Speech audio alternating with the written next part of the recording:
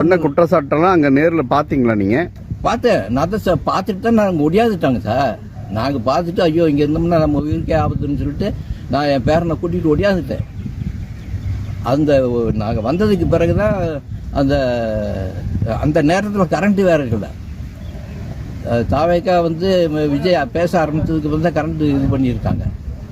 அப்போ வந்து அவ்வளோ பெரிய கூட்டத்துக்குள்ளே இந்த தடியடி நடத்துனது தான் அதுக்கு முக்கியமான காரணமே. சார் ஒரு பட்டியில் அடைச்ச மாதிரி அடைச்சாச்சு ஜனங்களை. பட்டியில் அடைச்ச மாதிரி ஜனங்களை அடைச்சி விட்டு தடியை நிறுத்தினா என்ன சார் ஆகும்? அந்த ஜனங்கள் எப்படி சார் ஓடுவாங்க, எப்படி சார் விலகுவாங்க? அந்த மாதிரி பண்ணி அந்த ஜனங்களை இப்போ 41 பேர்த்து சாகடிச்சிட்டாங்க. அதுக்கு முக்கியமான காரணம் வந்து காவல்துறை தான். அதைத்தான் நான் குறிப்பிட்டு எழுதியிருக்கேன்.